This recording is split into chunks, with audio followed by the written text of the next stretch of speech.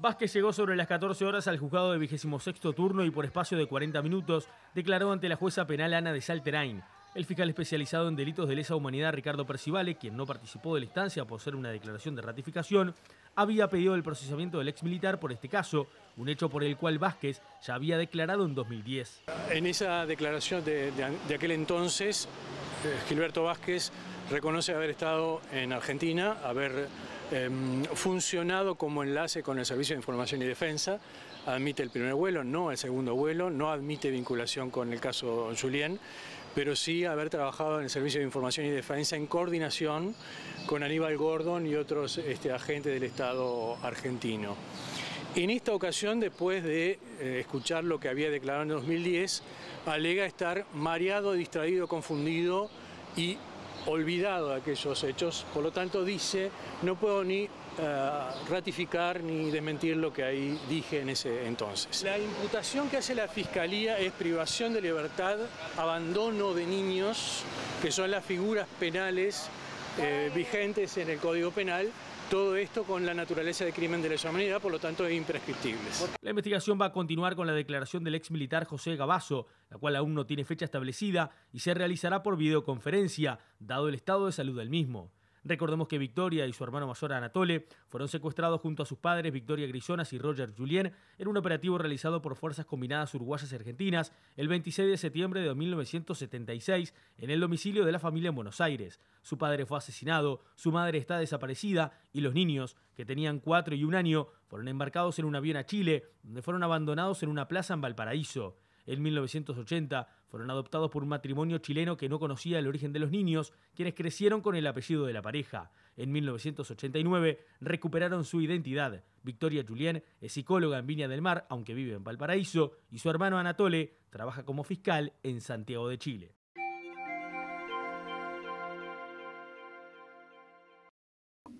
Este ejército no nació con la dictadura.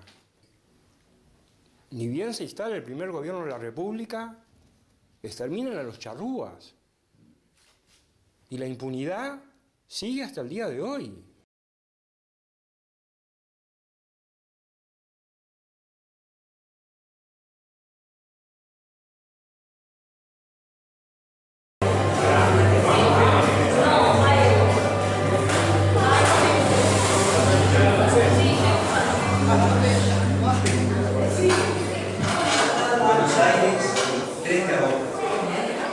Los dos niños uruguayos, hallados en Chile días atrás, fueron raptados en Argentina en septiembre de 1976, según la Asamblea Permanente de los Derechos Humanos. Los niños son Anatole Boris y Eva Lucía Julien Grisonas. La abuela de los niños, María Angélica Cáceres de Julien, envió una carta a la AEDH hace más de un año para denunciar la desaparición de su hijo, esposa y 2 hijos durante una operación policial efectuada en su domicilio, situado en San Martín, Arrabal, noroeste de Buenos Aires. El Sol de México, 4 de agosto de 1979. Fue en Valparaíso donde reaparecieron, en pleno Año Internacional del Niño. Por fin, sanos y salvos, con escasa y suficiente memoria, de Eva Lucía y Anatole, niños del siglo XX. Habían mediado las Naciones Unidas y fotógrafos, embajadas, arzobispos, y una vez confirmadas las identidades y obtenido el aval indispensable de burócratas y estados mayores, desde Montevideo fue a buscarlos la abuela y es posible que todo vuelva a su causa. Pero ni colorín ni colorado, el cuento no se ha acabado. Valparaíso de terremotos y escaleras, donde cada escalón es una casa en ascuas. Valparaíso de marineros y mercados y costas de agua helada y transparente. Había acogido a Anatole y Eva Lucía, cuando en diciembre del 76 aparecieron en la Plaza O'Higgins a la deriva y tomados de la mano. Valparaíso de acordeones y tabernas y olor inconfundible a sal y huesos, con un mar que complica los adioses pero se encrespa con las bienvenidas, la ciudad de las proas, les dio pan y cobijo, y también una esponja con la ardua misión de borrar los poquísimos recuerdos. Pero ni colorín ni colorado, el cuento no se ha acabado. Montevideo de milongas y cielitos, puerto también, pero con otro aroma, con cantinas y bares de mala muerte, y jóvenes cadáveres también de mala muerte. Quizá reciba a Eva Lucía y Anatolio, sin primavera porque es invierno crudo, sin canto porque hay silencio estricto, sin padres porque desaparecieron.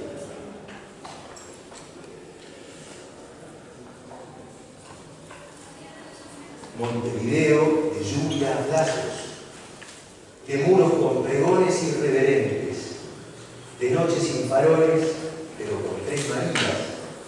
Quizá reciba a Eva Lucía y Anatol en el breve año internacional del niño, sin primavera, sin canciones, sin padres. Anatol sí recuerda a la madre Karina, no ha olvidado aquella sangre única, ni al padre, escondiéndolos en la bañera, para salvarlos de lo propio y de los hijos. Pero ni colorín ni colorado, el cuento no se ha acabado.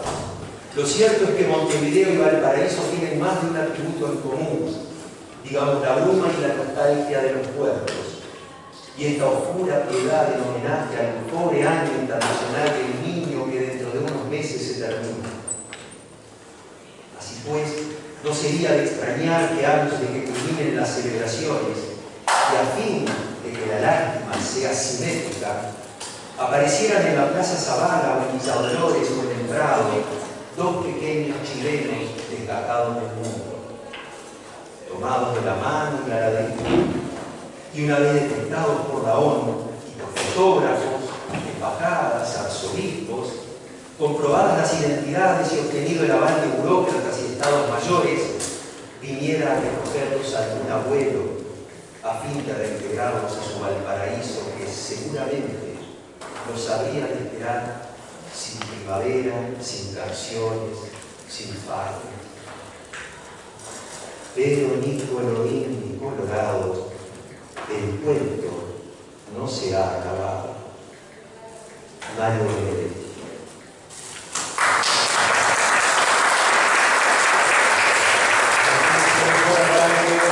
Don Mario Benedetti, en la voz de Iván Solarich, este actorazo, siempre con esa bonanía, con esa sonrisa, con esa buena onda, una vez más por participando en una de las sesiones de bueno, les estamos dando la bienvenida, estamos muy contentos y de poder desarrollar una actividad como esta, la mancomunión de a ver cómo puedo explicar esto, hilvanar distintos formatos.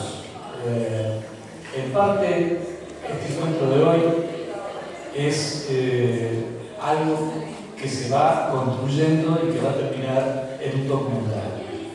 Un documental que es idea de este señor que está allí con la cámara, está trabajando duro para ello, que es Roger Tisman, que ha centrado este documental en el caso de los hermanos Lumière. A nosotros nos parecía que era fantástico. Nosotros hacemos muchas transmisiones exteriores con el Tumbelé, la radio por lo general lo hace, y la verdad teníamos muchas ganas, hacía mucho tiempo.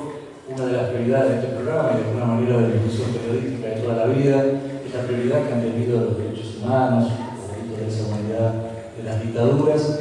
Y bueno, esta propuesta de Roger nos vino fantástica para cerrar este año de transmisiones exteriores del Tumbelé. Y es importante porque tenemos que ver cómo combinamos este documental con una mesa característica, con panelistas, con referentes muy importantes y una edición radial, porque bueno, estamos emitiendo este programa para la cadena de 20 emisoras que están a lo largo y ancho de todo el país, de Radio Uruguay. Así que bueno, una preproducción, una propuesta, y nos encantan estos enlaces. distintos encares periodísticos que nosotros, por lo pronto hoy, en el largo y ancho de estas 2 horas, hemos mancomunado apretadamente el caso concreto de los hermanos Luis, que además, para una conmemoración, un recuerdo de los 70 años de la Declaración Universal de los Derechos Humanos, esta cifra redonda que no suele suceder siempre, nos parecía muy emblemático, ¿no? Fueron los 2 primeros niños encontrados. Está la figura de desaparición forzada allí, muy incipiente. Está el traslado de estos niños secuestrados en Argentina, instalados acá en los sótanos de la misma casa, en el mismo lugar donde estamos ahora. Su aparición en Chile. Tenemos un incipiente que ahora lo conocemos mucho, Plan Cóndor, y que en aquel momento recién empezábamos a descubrirlo. En Chile, además, donde de alguna u otra manera, y entre comillas, se institucionalizó, por decirlo de alguna forma, el Plan Cóndor, ¿no? Fue ahí donde se empezó a organizar y de ahí el nombre. Así que nosotros estamos muy agradecidos con esta propuesta que nos ha hecho Roger, con poder cumplir con algo muy elevado en materia de derechos humanos a esta altura. Y así como a Roger, como a la dirección de la radio, como a todos los compañeros que han hecho posible esta transmisión, también tenemos que agradecer, me parece increíble, yo le acabo de pegar un abrazo, me apretaba los brazos para saber que era cierto. Victoria Julien, que hacía 10 años que no venía al país, está acá, por el mío. Le agradecemos, mire, es un esfuerzo extraordinario también de Roger en la parte de la producción. Es fantástico que esto esté pasando, que se esté dando, y estamos muy contentos por la presencia de Victoria, que sé que hace un par de días que está por acá, pero no ha parado de recorrer y recorrer y recorrer. Iván, te escucho. Un comentario breve y te agradezco. La presencia. Sos un capo. Nos encantó escucharte. No tengo nada para agregar a todo lo que decís, Nelson, porque nada, creo que la sobrevuela, yo sé que estamos haciendo radio de algún modo, pero sobrevuela el clima que recoge en definitiva una realidad que por suerte hoy, al ver la cara de ella sentada al lado tuyo,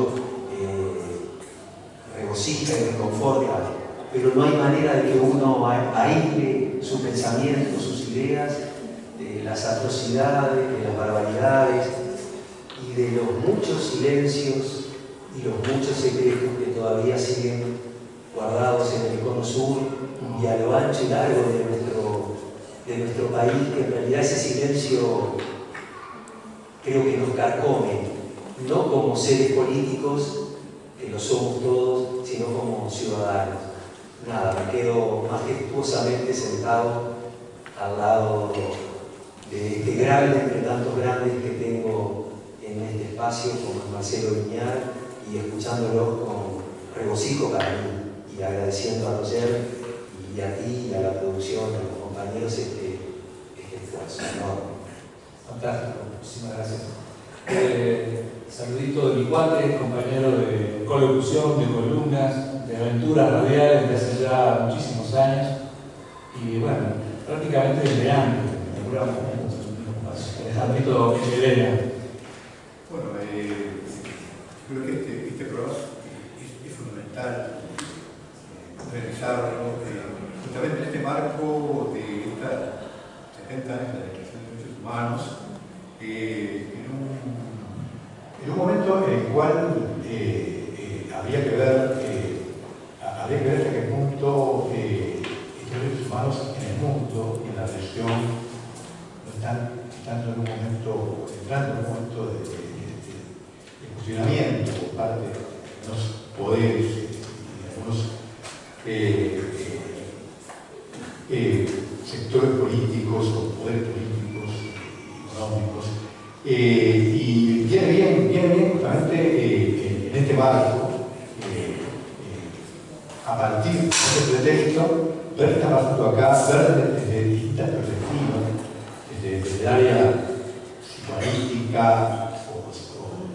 desde el área periodística, política, de derechos humanos, política, desde el testimonio de Victoria, por ejemplo, ver en qué estaba, cuál es la situación de hoy, y como decía Iván, todo lo que no se ha hecho, todo lo que sin justificación ninguna se ha dejado de hacer, o está en el aire. Yo creo que el poema de Benedetti fue la mejor introducción al caso concreto de los hermanos Lluvien y lo que pasó, porque a veces la poesía está de acuerdo, ¿no? Tú que sos dramaturgo, sos actor, sos artista, que como poeta. A través de la poesía se pueden expresar cosas o realidades que de otra forma, de una manera más fría, no se logran transmitir en su verdadera profundidad. No es así, ¿no? Victoria, bienvenida. Muchas gracias. Vamos a hablar un poco más largo, al final.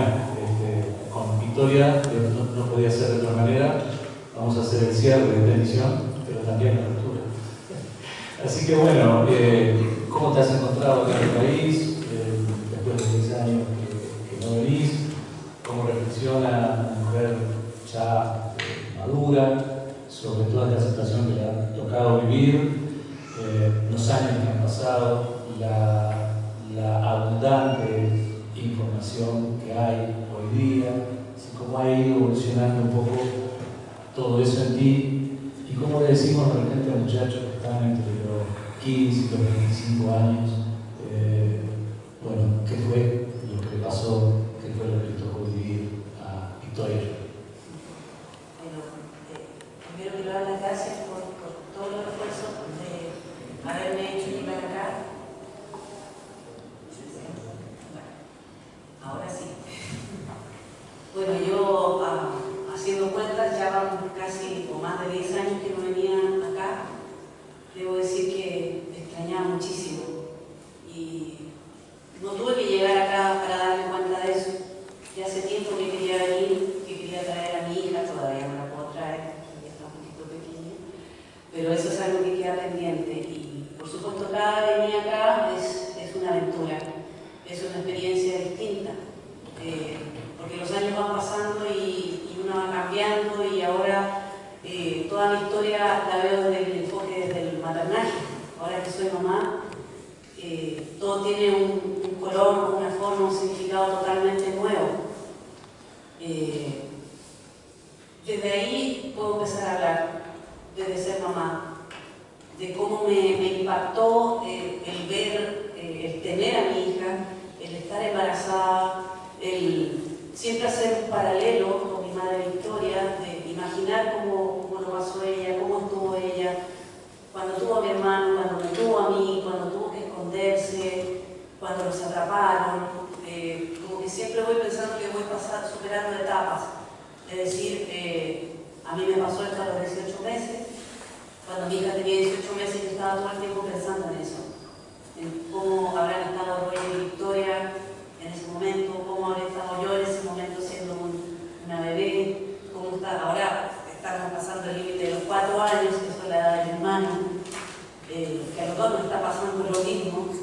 Es como cada etapa de la vida se va resignificando con esta historia. ¿Comprendés mejor, Victoria, tu propia historia a partir de tu historia actual como madre, ¿no?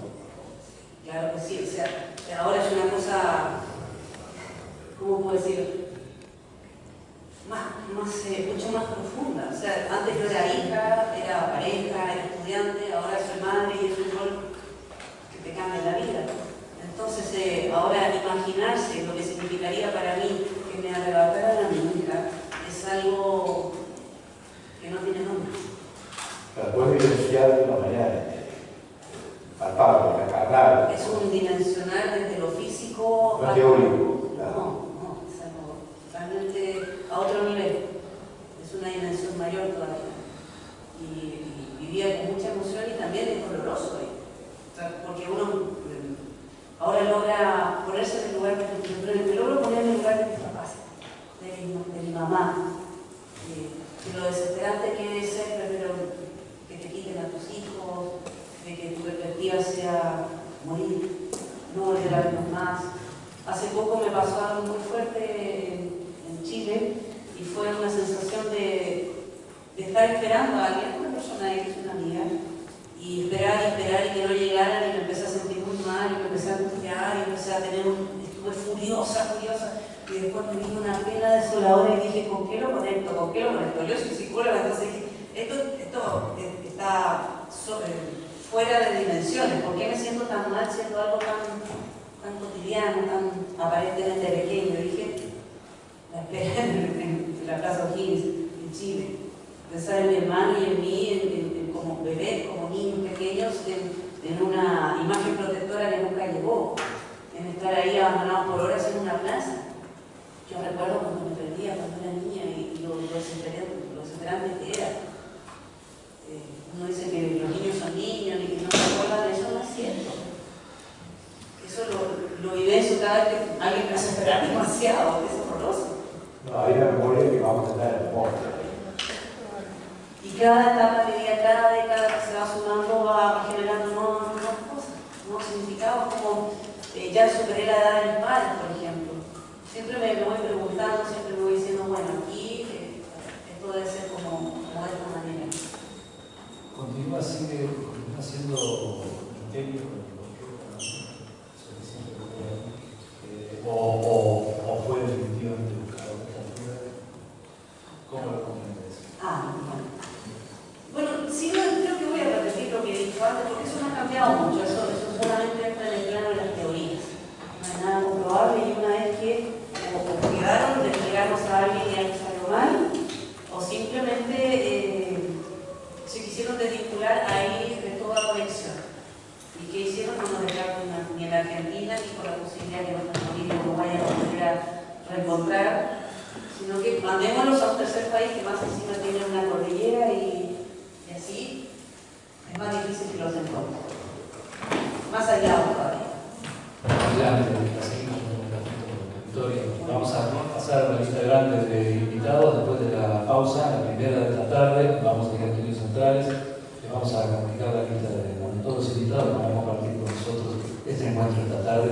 En este lugar emblemático nos sentimos muy orgullosos y muy agradecidos de que se nos permita hacer esta actividad acá y comprobar el maravilloso logro que es esto, en que se ha transformado esto.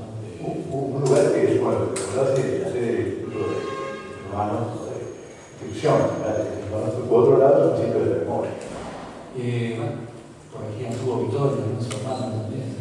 En fin. Chao, Luis.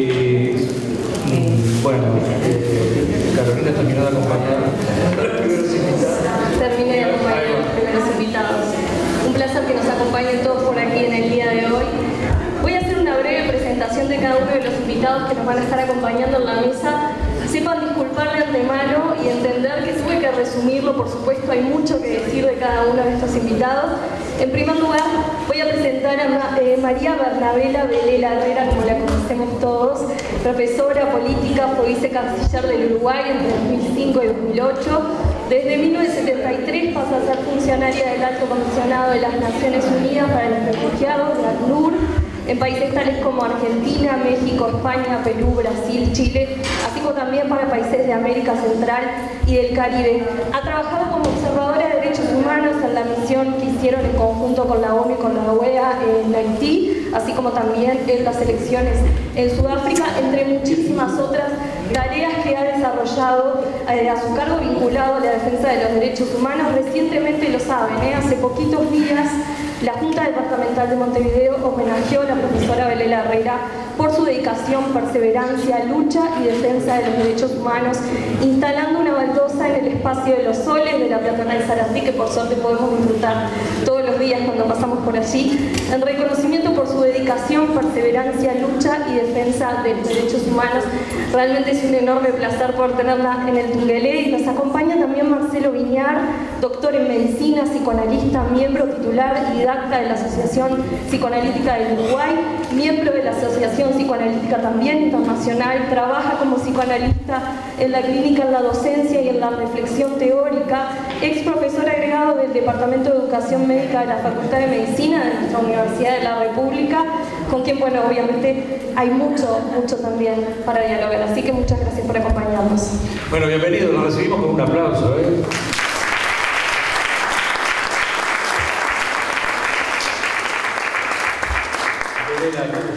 Muchas gracias. ¿Qué pasó ahí? Un abrazo muy prolongado con Vittorio. No me haga emocionarme más, porque si no podría decir ni una sola palabra. Fíjense que yo la conocí chiquitita, amacándose en casa. Entonces, no está emocionada porque además lo que dijo ella decía que ahora, como madre, siempre lo que tuvo que agarrar a esos chicos. La última imagen que tuvieron, que lo contaron, fue que la mamá les echó en un baño, una bañera, para salvarlos. Después fue un peligro de todos. Y cuando, después de 3 años, esos chicos estuvieron abandonados en una plaza en Valparaíso, cuando estábamos tratando todo el organismo de derechos humanos en Chile, con Costa Rica, con el fácil, y no nos enteramos, porque eran 3 días antes de Navidad y la gente anda como loca con la comunidad, con los regalos y cosas, y no nos enteramos, porque salió un artículo en el Mercurio de Valparaíso diciendo que unos chiquitos que habían aparecido, que seguramente eran de Argentina, porque están papuche y mapuche, pero en todo el lado. Nada, pasó eso. Es decir, 3 años después, cuando recibo una carta del rey Jacques Simard de París, diciéndome que, bueno, que había una versión de una asistente social que había llegado a Caracas, se había hecho mayor, que estaba en Caracas, que esos chicos estaban siendo adoptados por matrimonio. ¿Tú Quintero no tuvo algo que ver?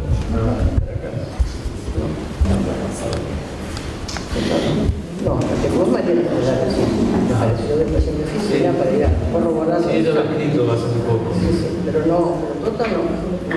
Tota la veía en Ginebra, porque a veces era agoneando en los alrededores de Ginebra, pero... Había una versión que podía decir. Entonces, bueno, esa sorpresa tan enorme, y la primera preocupación es que no los hayan adoptado, por favor, que la madre lo quiere, que la abuela lo quiere, que la abuela se había movido con respeto. Yo quiero hacer un homenaje a Angélica porque la verdad que fue una mujer absolutamente maravillosa. ¿Cómo buscó? No hubo persona que le escribió una carta al Papa, a Mitterrand, a cuanta persona había, diciéndole, por favor, busca a mis hijos y mis nietos, dígame dónde están. Y eso constantemente. Entonces, claro, cuando recibe la noticia, que la va a buscar, la mandan a buscar de San Pablo, hay que reconocer mucho la función que cumplió Clamor. Clamor fue una organización para los que tenían que salir de conocidos, tanto las argentinas, por supuesto, porque ¿a dónde se dirigían después por salir a Europa? Salieron los que estaban en los refugios en Chile. Estaban los refugios en Chile, salían a Europa. Pero ¿dónde salían? Pues acá. Entonces, en Porto Alegre, la oficina en la ciudad de San Pablo, que estaba en la calle Villanópolis 1890, no recuerdo muy bien, y después en Río, también la oficina donde yo estuve muchísimas veces, y conocí los casos que pasaban por eso. Bueno, no voy a contar esta historia porque es muy larga, pero sí me voy al tema de los chiquitos. Entonces, se confirma que están y se sabe que es un matrimonio que no es un matrimonio de milico, ni mucho menos, que es un matrimonio muy serio, donde el señor es un dentista y la mamá una educadora de párvulos, o sea, que nació en Chile, una educadora de jardín de infancia, ¿no? De Silvia, y que los tenían allí. Entonces, claro, se arma toda esta delegación que sale de San Pablo con Angélica, Mariana Salaverri, que es como amiga de la familia, ella, y después un abogado, Eduardo Greenhal, y después un periodista, Ricardo Carvalho, salen para Santiago, yo lo recibo en el aeropuerto, pasamos por la Vicaría de la Solidaridad y nos acompaña un asistente social y una pedagoga. Y llegamos a Valparaíso y inmediatamente... Llegamos a Valparaíso y la primera preocupación era, bueno, ir al juzgado para ver si ya estaban siendo adoptados. Porque eso era lo que más preocupaba a la abuela, ¿no? Recuperarlos. Y por otro lado, nosotros nos fuimos al colegio donde asistía Anatole, que era el colegio de los padres franceses, a decirle al director que queríamos hablar con el papá. Efectivamente, él se comprometió a hacerlo llegar a la tarde al señor Larrabeiti. Estábamos ahí, nosotros en el colegio, cuando llegó el señor Larrabeiti, ya prevenido un poco por el rector que le había dicho que había una abuela que reclamaba a sus chicos. Así que venía muy, bueno, se fue directamente a una oficina donde estuvieron el rector con Larrabeiti y Angélica, y ella salió llorando, con los ojos que estaban muy inflamados, pero él lo que me dijo, y lo que nos dijo a nosotros que estábamos en la antesala fue: si le sacan a sus chicos, a mi mujer se muere. Pero quedó muy amablemente en dejarnos ir en la tarde a la casa, al apartamento donde vivían, donde estaban los chicos, para verlos, solamente verlos, pero no decirles nada. Efectivamente fuimos, un apartamento muy lindo. Me llamó la atención que en ese apartamento, en esa época, ya tenían televisión, un televisor en el cuarto, era realmente, y estaban muy bien los niños, estaban muy bien. Entonces nos quedamos en la antesala y se entraron bueno, Angélica, encontrarse con los padres allí, y estuvieron un buen rato, y después la consigna era que ella no les iba a decir nada. Salió y les dio un besito a cada uno y salimos, y después se largó a llorar, y bueno, fue toda una emoción terrible, todos nosotros. Pero me acuerdo muy bien de Victoria, que nos contaba que estaba jugando en el suelo con sus juguetitos, y Anatole, muy orgulloso, nos mostraba los cuadernos del colegio, diciendo: miren, qué buen alumno soy, la verdad era muy buen alumno. Bueno, salimos, y ya esa tarde, el título de la segunda, que es un diálogo muy, ¿cómo diría Victoria? Muy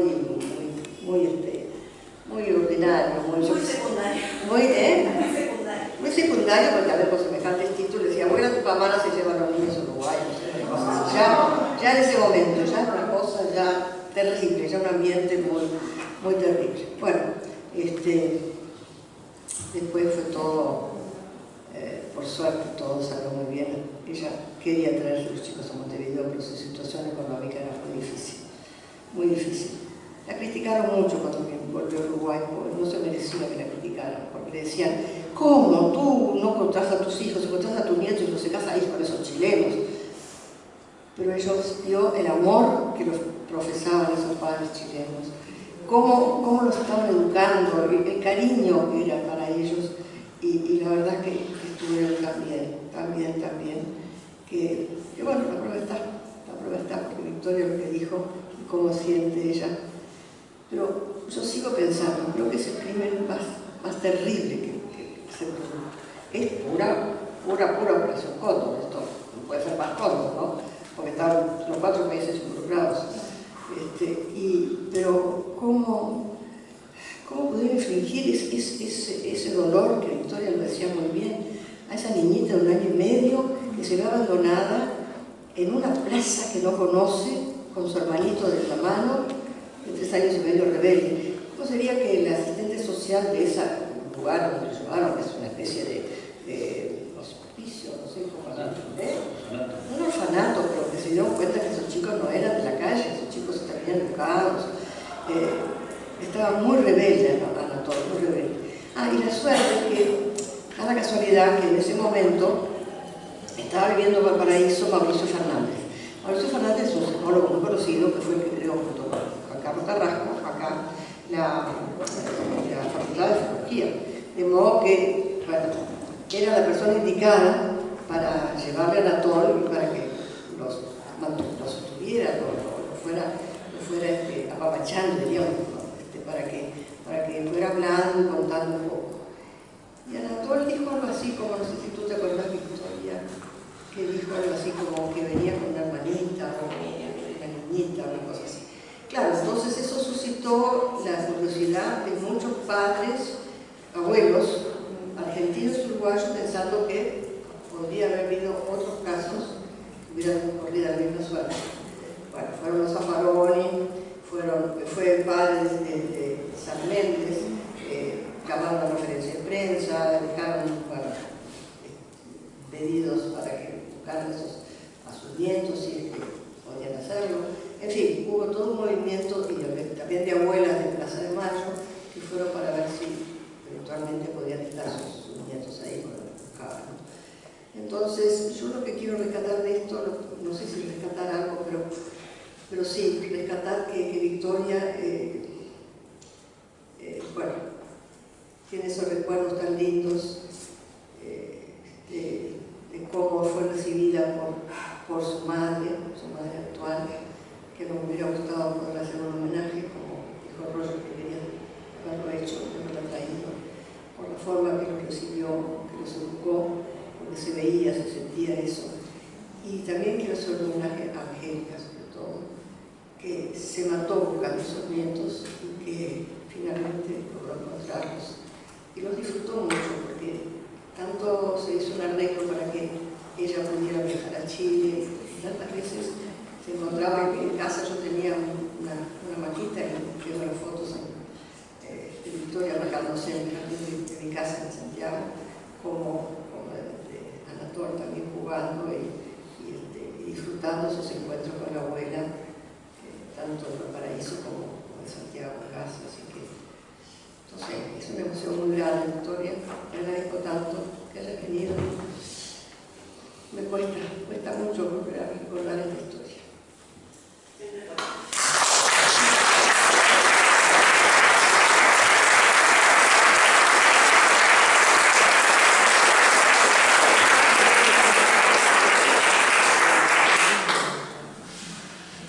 Bueno, tenemos también en la mesa a Marcelo Villar, que ha estudiado desde su área, especialidad, psicoanálisis, psicología, ha estudiado profundamente el tema de la mentalidad del represor, del torturador.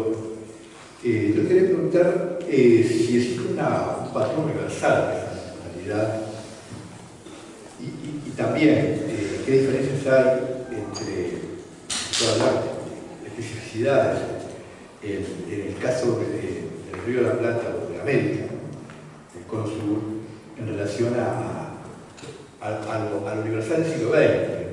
Se ha estudiado mucho el tema del nazismo, ¿no? los campos de concentración, los nazis, el holocausto. Bueno, ahí hay mucha biblioteca, pero por su lado se ha creado un marco teórico para comprender, de cierto modo, hasta cierto punto, ¿no? Esa mentalidad.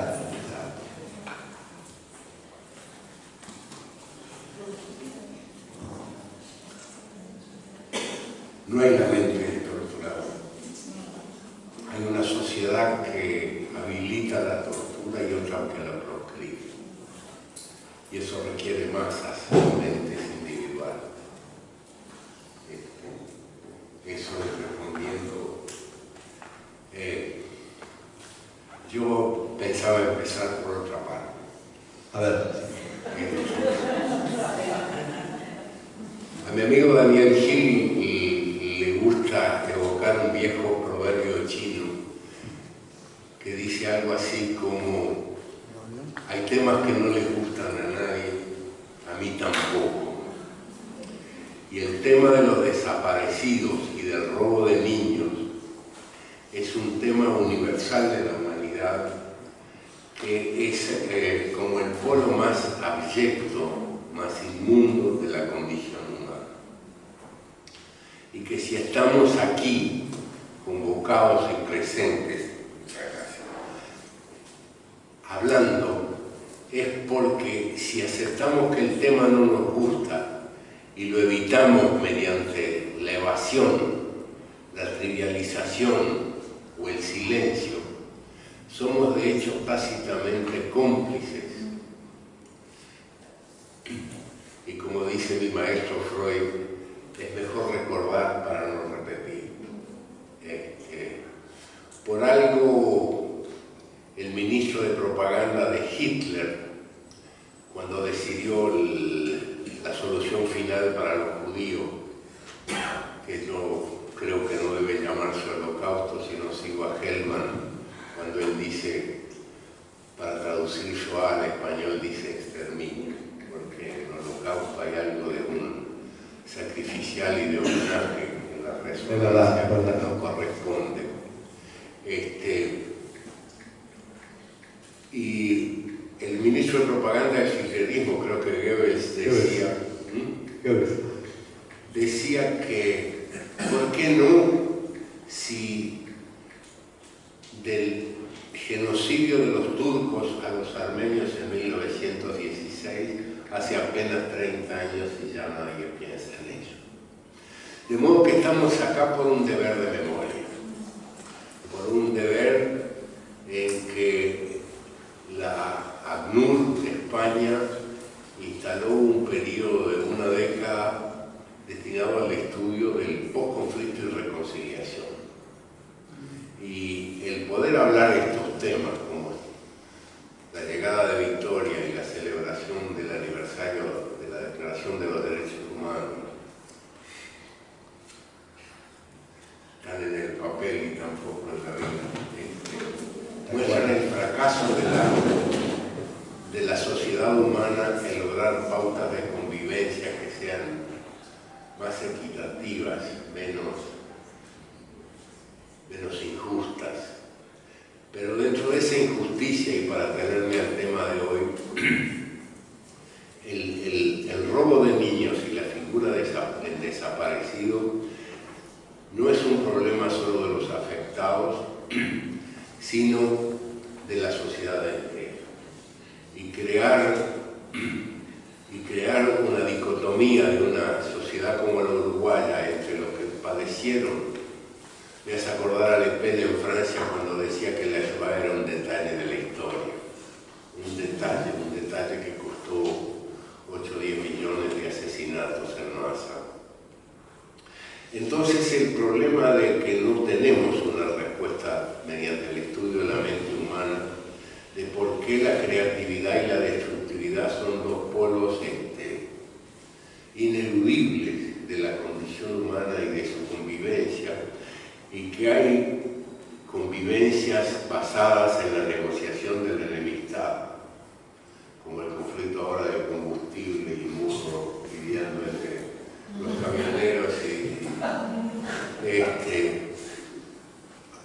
a otras sociedades donde la violencia es extrema y no hay negociación de los conflictos, sino se tiende a la supresión del diferente.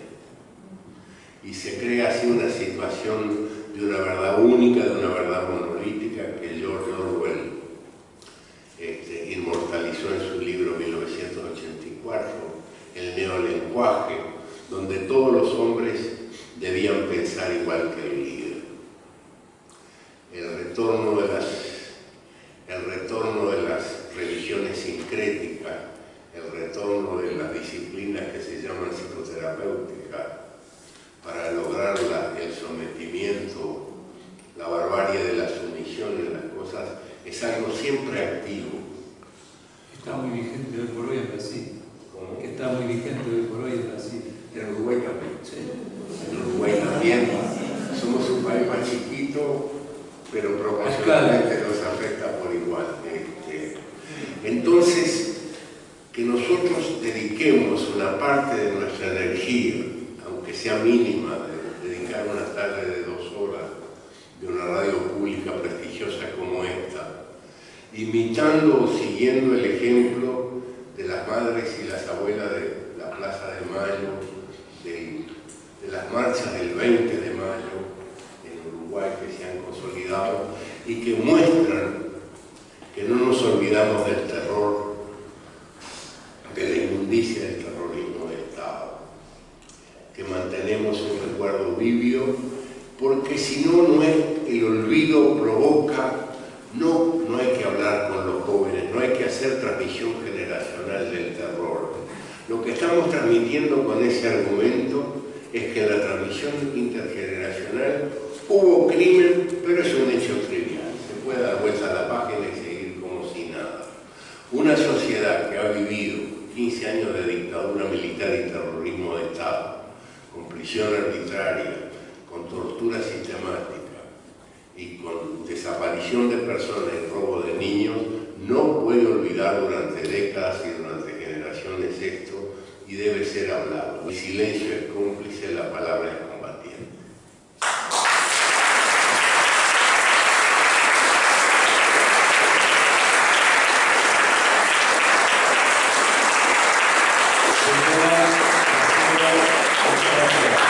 Muchas gracias. Vamos. Una pausita más al aire y ya volvemos. El tubi.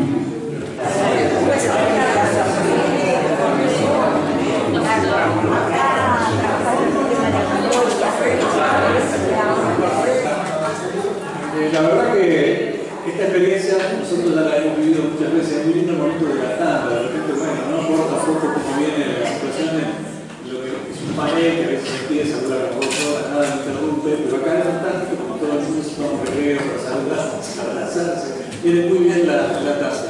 Recibimos un nuevo invitado y vamos a escuchar un poquito más a Vilela, que bueno, quería agregar algo más. Ya manda acá, así que no hay ningún problema. Presentamos al invitado que nos acompaña ahora en la mesa, es Leonardo Abercon, periodista y escritor. Trabajó en los semanarios Aquí Búsqueda y en la agencia Reuters. Fue editor de la revista Punto y Aparte, secretario de redacción de 3 y autor de investigación periodística y los textos del programa televisivo Memorias de la Costa. En el 2000 creó el suplemento ¿Qué pasa? Y lo dirigió hasta el 2006, autor de numerosos libros, entre los que se encuentra su última publicación, Gabazo sin piedad, una investigación periodística que busca descubrir uno de los personajes más polémicos de la dictadura militar uruguaya. Estamos hablando de José Emilio Gabazo. Muy bien, ya vamos con Leonardo, pero bueno, Vilela está escuchando. No, bueno, Es un cruce extra. después de ver a Marcelo con su ausencia, claro. bueno, prácticamente tiene poco que agregar, sino solamente recalcar lo que dijo Victoria, cómo ella es chiquitita, cómo podía ella sufrir el martirio de estar en la mano de su hermanito y que nadie lo recogiera, que nadie lo quiera. ¿Cómo sería que las redes sociales, el ejercicio ese que estaban, no podía contener la furia, el enojo de los hombres? Entonces veía que tenían que sacarlo del lugar y entonces había que un matrimonio que quería adoptar y le pidieron al matrimonio que fuera a coger al niño, porque era el que le daba más trabajo, porque la niña no le daba trabajo. Entonces Silvia fue y estuvo con Anatolio y lo vio y se lo llevaba. Y entonces la chiquita se agarró de los pantalones de la señora y dijo, mamita, llévame, mamita, llévame. Entonces se llevó a los dos. Así que me parecía que también es una parte de la historia que es muy entrañable dentro del terror, del sufrimiento que tiene que haber tenido otros chicos. Y que Victoria lo dijo muy bien acá. Eso no se olvida nunca y cuando van pasando los años, en cada año piensa, bueno, yo tenía esa edad, y cuando su hijita tenía esa edad, entonces yo creo que es algo tan inconmensurable que no lo podemos reflejar en palabras, que nada más que el sentimiento, el corazón, que no siente esa perversidad de haber hecho eso con esos chicos, que nunca se supo quién fue la tía Mónica, que nunca apareció. A pesar de que se buscó, y yo por lo que supe, Federico Pérez Aguirre fue a preguntarle a una persona y ella lo negó, si lo niega, no se sabrá, pero qué coraje, qué desarmado la mujer que puede dejar los niños abandonados aquí en una clase. ¿Qué le puede haber llevado a eso? ¿Qué cosa más terrible? Y eso significó esta tragedia, que por otro lado vinieron, bueno, conmocionó al mundo entero. Llegaron a Chile abogados extranjeros y le preguntaban a la ley de justicia, ¿por dónde entraron sus hijos? ¿Qué entrada tienen? Nunca pueden explicar. Son las incógnitas que permiten estos regímenes atroces en que ahí no hay leyes, no hay nada. Entonces es como si fuera una mercancía, infinitante, porque la mercancía también tiene un permiso. Una velera fantástica que, bueno, recién me estaba comentando, que está haciendo un montón de trabajos en el interior. No, te dije Mariana, no yo. Bueno, pero habías estado en Toledo. Tampoco le afloja, ¿no? Ayer de mañana en Toledo, en la tumba de Julio Cacho. Muchísimas gracias nuevamente. Y, bueno, Leonardo está presentado, pero Leo es un hombre del periodismo, sabe que estamos en una radio, y a las 5 de la tarde justo, que es ahora, tenemos un informativo, Leonardo. Así que bueno, ya te presentamos. Vamos y volvemos. Escuchamos tu saludo. Encantado de estar acá, pero vamos a las noticias. Ya volvemos. Bien, continuamos, ya pasaron las noticias, ya quedó presentado Leonardo Ábaco y bueno, recibimos a otro invitado de esta tarde.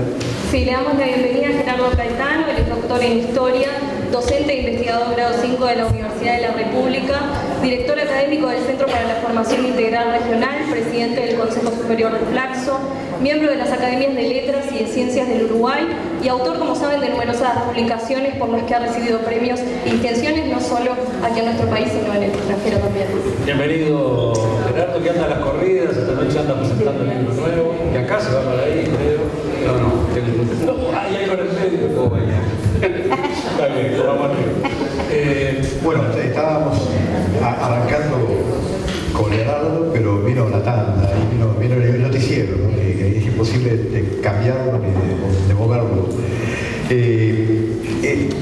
Acá te convocamos en realidad por tu penúltimo libro, por el último es el referido a la generación del 73, ¿no? a la generación de salida de la dictadura a la que pertenece.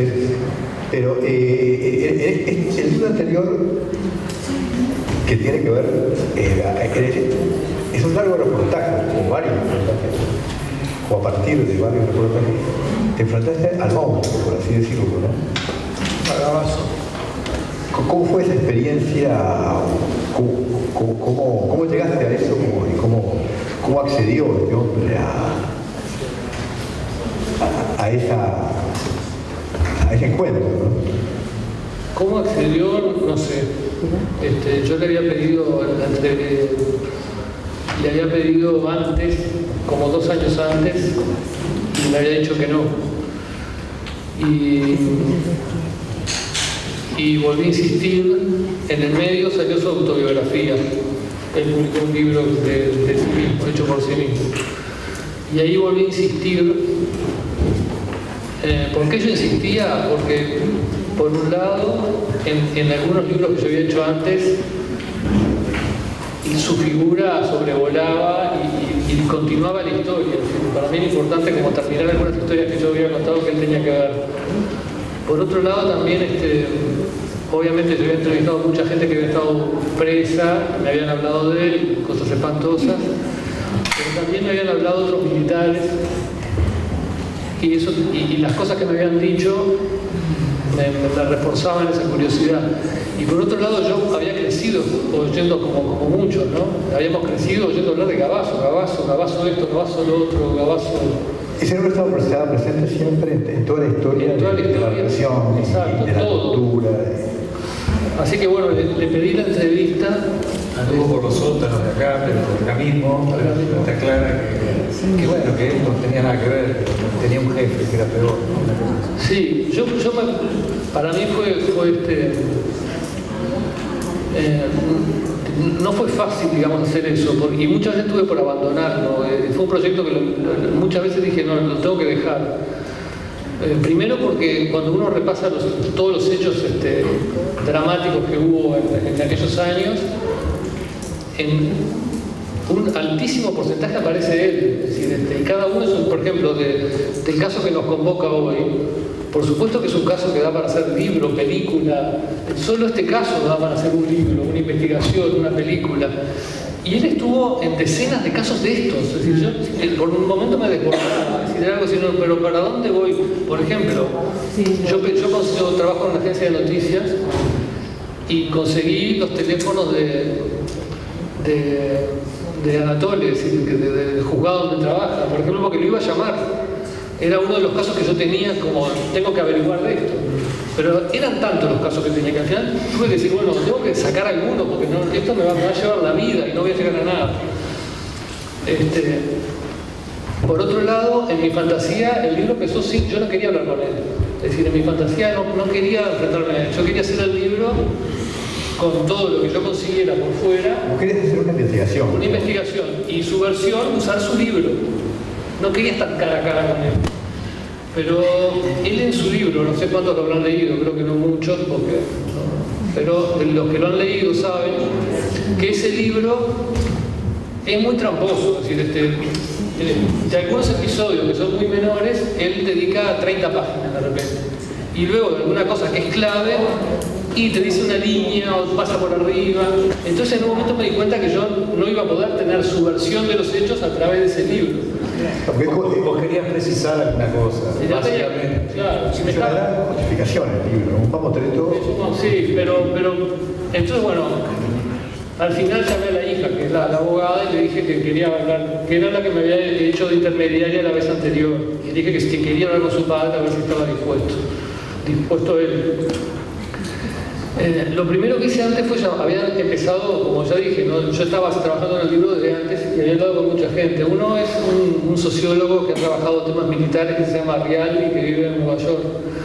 Y lo llamé a Rial y le conté que estaba y me dijo, estás en problema, me dijo. Estás en un problema. Y me digo, ¿por qué? Porque me va a mentir.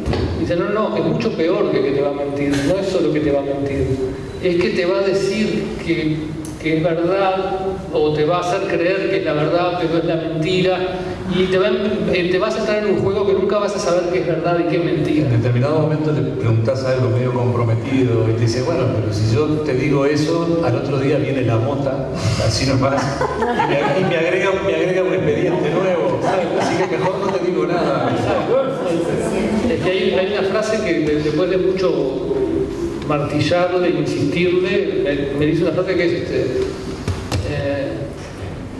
yo estoy aquí, siempre me decía lo mismo, yo estoy para decirte la verdad, si no tuviera dado las entrevistas, yo estoy para decirte la verdad, pero si vos me preguntás si maté a alguien o si torturé a alguien, te tengo que mentir. Entonces, bueno, creo que esa frase finalmente dejó claro, ¿no? Bueno, no quiero llevar mucho más tiempo, es decir, fue talmente lo que me dijo Rial. Yo ya había leído el mamotreto autobiográfico, pero cuando vos lo entras a leer ya para una investigación, entras a subrayar cosas que te interesan, ¿no? Y para contar algo sencillo, por ejemplo, en sus compañeros de escuela o de liceo, si él contaba sus años de primaria y de secundaria. Entonces decía, bueno, mi mejor amigo era fulano y mengano que vivían en la calle tal. Y entonces te daba, o sea, 6, 7 nombres de la primera infancia y 6, 7 nombres de la adolescencia. Ninguno existía, es decir, son irrastreables, los habían muerto, los había pisado un tren hace 40 años. En cambio, es decir, todo conduce a callejones que no llegás nunca. Entonces, bueno, fue muy difícil, fue muy difícil. Muy buen perfil, además, interesante. Pero déjame decirte lo último. Sí. Yo dije, para mí, fue todas las entrevistas fueron en el hospital militar. Él estaba en ese momento preso, en régimen domiciliario, no estaba domiciliario, estaba preso, pero por salud en el hospital militar. La salud estaba bárbara, estaba siempre, me recibía siempre en pijama estaba, pero siempre caminando por el pasillo, leyendo libros, subrayando, tenía un escritorio, estaba en actividad totalmente, estaba bien. Era una gran parodia. de una manera así. Yo dije, bueno, yo sabía que iba a ser juzgado por ese libro, que nadie me iba a perdonar una coma de ese libro, es decir, que todo tenía que estar muy bien hecho. Realmente me ponía muy nervioso ir ahí. Pero dije, ¿qué puede salir? ¿Puede salir algo que sirva, un gesto, algo que sirva a la reconciliación, algo? Puedo parecer muy ingenuo en algún momento. Lo consideré que podía ser. No salió nada de eso, nada, absolutamente nada. De ahí el título, ¿no? He entrevistado muchas personas que hicieron cosas que hoy creo que todos juzgamos mal, militares muchos, pero también la guerrilla. Y en muchos encontré dolor por lo que habían hecho, o arrepentimiento. En este caso nada. En otra gente encontré también que, si bien no verdadero arrepentimiento, pero por lo menos como un know-how de qué es lo que hoy la sociedad acepta. Entonces, adecuar un poco el discurso a lo que en el fondo no está muy arrepentido, pero sabe que hoy no puede decir. Esto tampoco lo encontré. Acá no es testigo de conciencia. Nada, no importa. Esperé encontrar algún dato. No sé si hay muchos datos concretos nuevos, creo que los hay. Igual en este contexto de qué es verdad y qué es mentira, ¿no? Pero él, por ejemplo, en uno de los casos que yo decidí seguir, que es el de Eduardo Pérez Silveira, él cuenta que le tiró la granada en la celda que terminó con... ¿Qué es lo que hace que Pérez Silveira muera? Él lo dice, está en el libro. Una granada de gas. Una granada de gas. La realidad ha sido mucho peor, ¿no? Yo supongo. La justicia no ha tomado este punto. Es decir, hay un caso abierto, pero esta declaración, que es su declaración, que él tiene un rol fundamental en la muerte de Pérez Silveira, no ha sido tomado, que yo sepa, por la justicia. Me llamaron de la Fiscalía en Argentina, hablé con la gente en Argentina, acá de Uruguay nunca me llamó nadie, nunca nadie me preguntó, nunca vi que el libro fuera tomado para nada. Y lo otro que creo que queda, aparte de esos datos que puede haber, este es uno, me parece que es importante, pero puede haber otros, es creo que, no sé, ojalá, no sé, no quiero decirlo yo, pero quizás sirva para entender una época, una mentalidad, algunas cosas que pasaron. Fantástico, muchas gracias. Muchas gracias por la pregunta.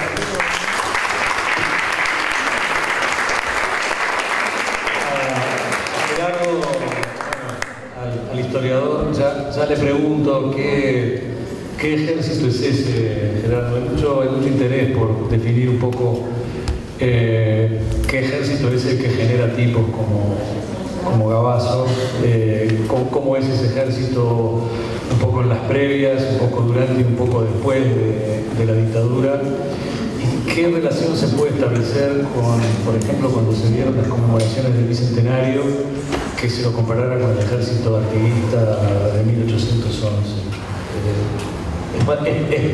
Es para 2 horas, pero acudimos a tu excelente poder de síntesis. Cortita y al pie, como decía el Vasconcelos.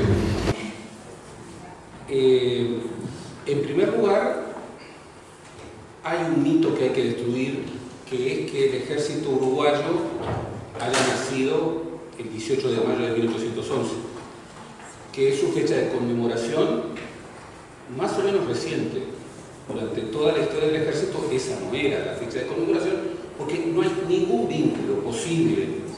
Ningún historiador, ningún memorioso puede establecer un vínculo entre el pueblo en armas, las piedras de 1811 y el ejército profesional que surgió como corporación nada menos que en la guerra del Paraguay y que volvió al país, un país con vacío de poder, y bueno, ocupó durante más de una década, en el comienzo del ejército profesional, un proyecto militarista que por suerte no cuajó, el proyecto de la Torre y de Santos.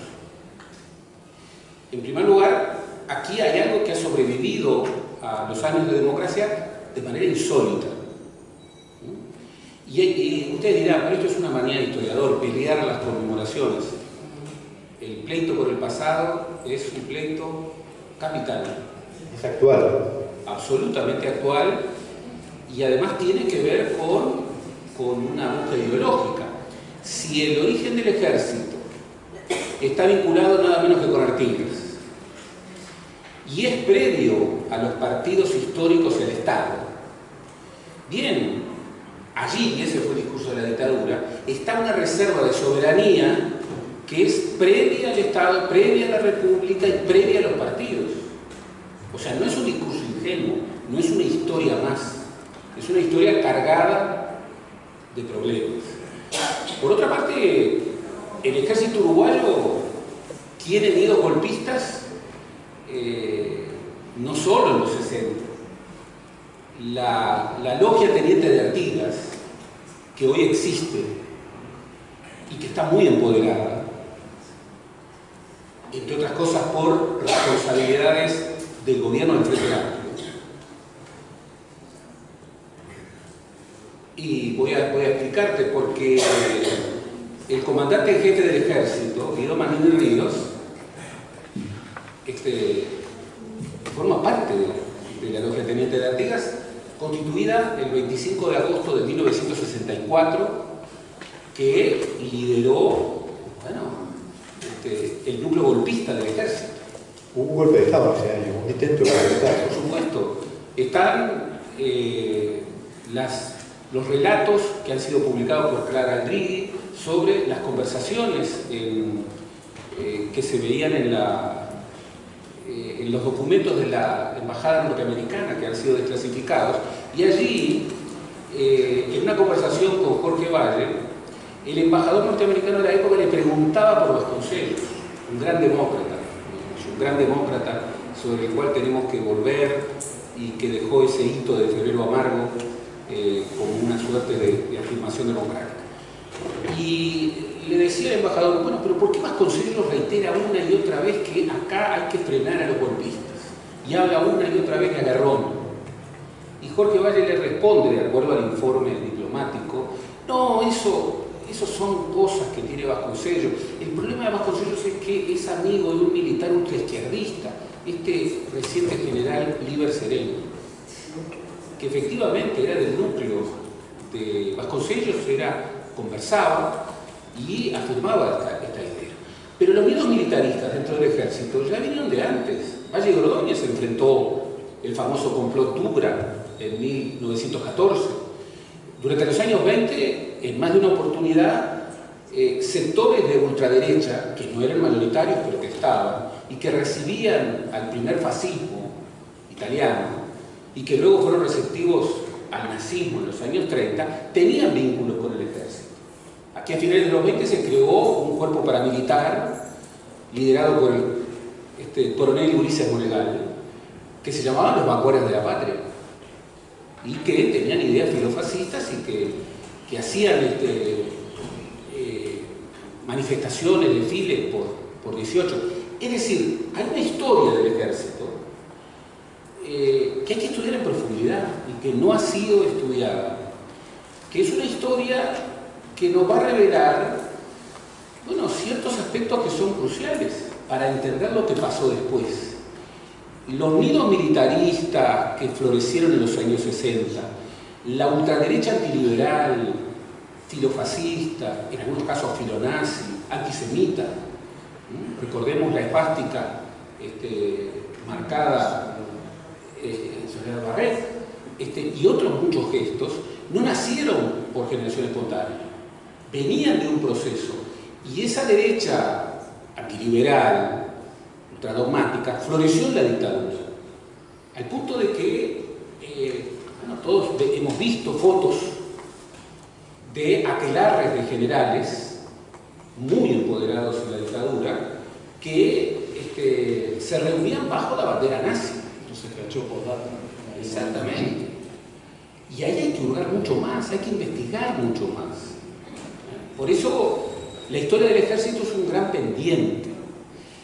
Y entre otras cosas, hay que investigar y confrontar con la verdad, sea cual ésta sea, porque la verdad tiene repercusiones fundamentales sobre el presente y el futuro.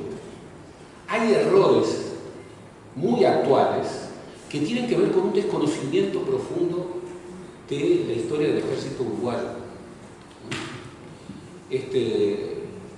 Y bueno, sobre eso hay que indagar. Ese ejército fue el que acogió no solamente el ejército, había núcleos civiles, y esto nunca debemos olvidarlo, Pero ese grupo acogió a ese huevo de la serpiente que luego terminó en la tortura. Y advirtámoslo una vez más, porque tiene que ver con la verdad histórica. La tortura y el terrorismo de Estado no nacieron el 27 de junio del 73. Ya con anterioridad hay tortura generalizada, hay asesinatos políticos, por supuesto, hay asesinatos políticos de la guerrilla, por supuesto, pero hay asesinatos políticos amparados por acción paramilitar y una acción amparada por el Estado. Sensacional. Leonardo, Gerardo, muy agradecido con nosotros. Muchas gracias.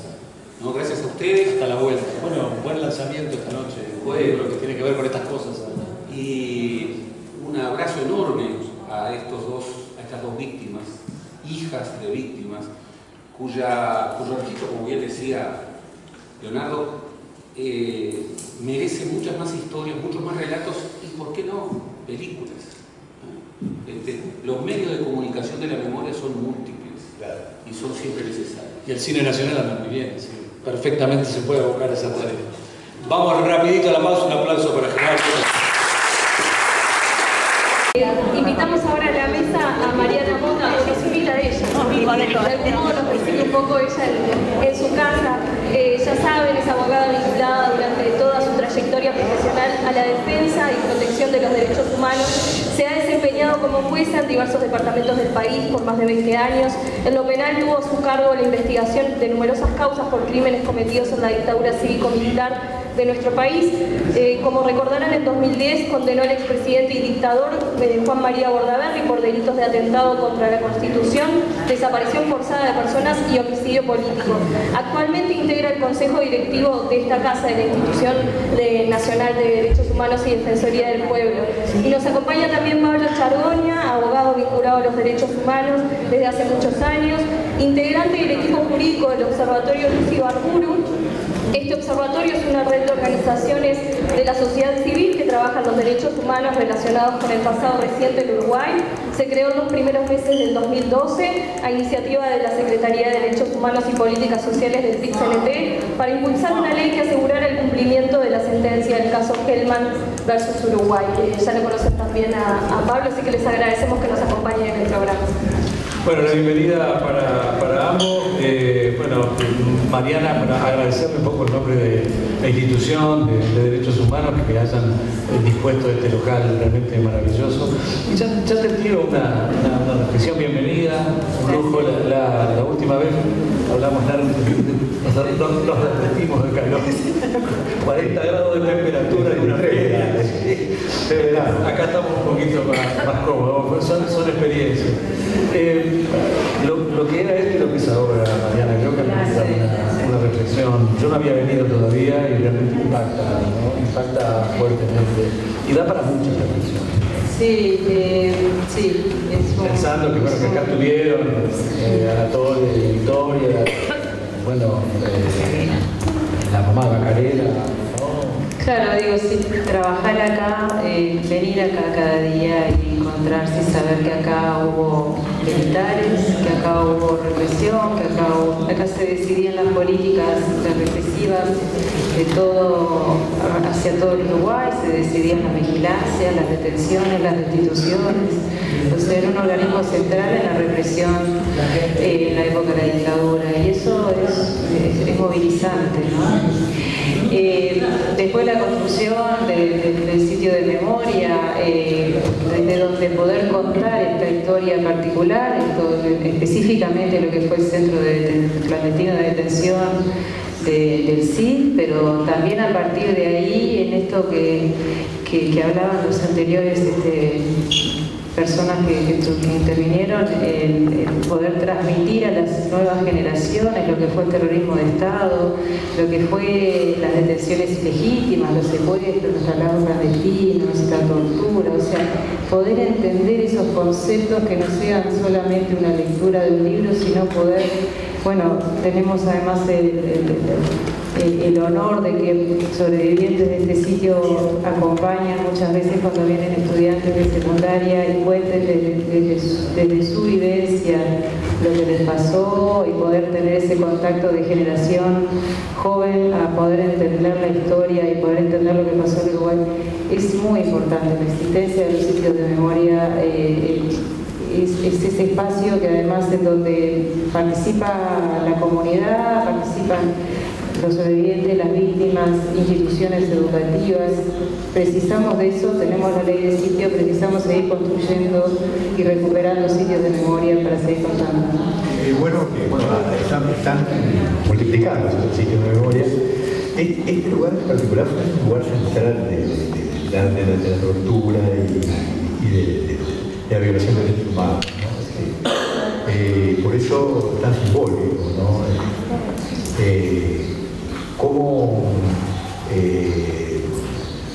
¿Cómo ves vos tu condición de toda la institución, pero también por tu participación en los centros de memoria, ¿no? ¿Cómo ves la evolución de todo eso, ¿no? Y ahí está el temor de Gabazo, me agarra la mota y me hace un expediente, ¿no? Mejor ejemplo que ese. Nada, en realidad cuando estuve con causas, mi preocupación principal era tener ese raro privilegio de poder conocer tantas historias y que se acumularan en hojas en los expedientes. Como en toda esa historia, todo eso que sabía a partir de las investigaciones, lo tenía que conocer el resto de la sociedad y no tener que buscar en un expediente donde sí lo conocían los que participaban del juicio y nada más. Entonces, los sitios de memoria son eso, que sirvan de eso, que es donde se concentre la documentación, la arqueología, los testimonios, y a partir de ahí poder contar toda esa historia, que no sea simplemente una frase, este lugar ocurrió tal cosa, punto. No, este lugar además está contando y además permite que esa historia se siga enriqueciendo con otros testimonios, porque la gente viene en este sitio y también tiene cosas para aportar de sus propias vivencias, de sus propias vulneraciones, y poder contar que esto no le ocurrió a un puñado de uruguayos, sino que le ocurrió a toda la sociedad en diferentes grados de agresión y en diferentes vulneraciones, pero las dictaduras son eso, son vulneraciones masivas de derechos humanos a todos los niveles y a toda la sociedad. Y eso es lo importante, es decir, que se conozca por la comunidad, que se apropie de estos lugares, que puedan contar y sentirse que son parte de esta historia y de poder transmitir a las demás generaciones, obviamente para que esto no vuelva a ocurrir. Pero los lugares como que propician la multiplicación de testimonios y también el involucrarse de ciudadanos y de las nuevas generaciones también. Exactamente. Toda esa documentación en relación a esta fiscalía nueva que se armó ahora ocupada en las humanidades, cómo se está aplicando, está quieto, está bonito. Está un poco para los dos, empiezo contigo, pero sigo con Pablo. Desde mi punto de vista, Pablo ya contará lo que opina, pero es buena la creación de la Fiscalía, es tardío, porque en Uruguay todo es muy lento y tarde, pero es una parte de los operadores de la justicia. Digo, tenés la Fiscalía que acusa, pero tenés que precisar también jueces que estén en sintonía con esa posición y esa opinión que tiene, que bueno, que obviamente compartimos la lectura de la normativa y la aplicación de la normativa que realiza la Fiscalía de Derechos de Crímenes de Lesa Humanidad. El punto es que así como hay una Fiscalía que tiene una línea de pensamiento, debería haber una unidad de pensamiento, no es por decir todos los jueces tienen que pensar iguales, pero sí todos deberían aplicar la normativa internacional y no lo hacen. Bueno, lo primero que no lo hacen es la Suprema Corte. Entonces ahí empezamos, es como que un poco desparejo después, porque tenés una Fiscalía que avanza, que impulsa, que reclama, que pide procesamientos, y por otro lado tenés los otros tiempos que no son los mismos con los cuales está trabajando la Fiscalía, y otras concepciones y otras formas de ver que no acompasan en la misma interpretación jurídica que está haciendo la Fiscalía de Corte. Ahí hay como un desfasado. Chagoña. Sí, coincido con una primera reflexión. Se instala recién en el 2018. Entonces es una Fiscalía especializada en los crímenes de la dictadura, y el dato histórico es que recién en este año él empieza a trabajar. Por lo tanto, esto es un indicador de otra aberración, la aberración que sigue al crimen, al secuestro de la familia y de los chicos Victoria y Anatole, es la impunidad. La impunidad es otra forma de la violación de los derechos humanos, es por lo que se fue condenado Uruguay por la Corte Interamericana de Derechos Humanos. La reacción muy tardía respecto a algunos asuntos que debieron haber sido abordados a tiempo. Hemos dicho un millón de veces, la justicia cuando demora no es justicia, hay que encontrarle algún otro nombre, no es el caso. Y este es un indicador de eso. Tenemos una fiscalía que ideológicamente sí recibe y defiende el concepto de crimen de lesa humanidad imprescriptible, pero sin apoyo presupuestario. Y esto sin apoyo político, sin presupuesto, con 4 funcionarios, no funciona. Cuando decimos que el Estado uruguayo es cómplice o hace un silencio cómplice, tomo lo que dice Viñas sobre que la palabra es combativa. La palabra implica decir en el ámbito forense, decir por los fiscales, decir por los jueces, decir por los auxiliares de la justicia, y hay gente que no habla.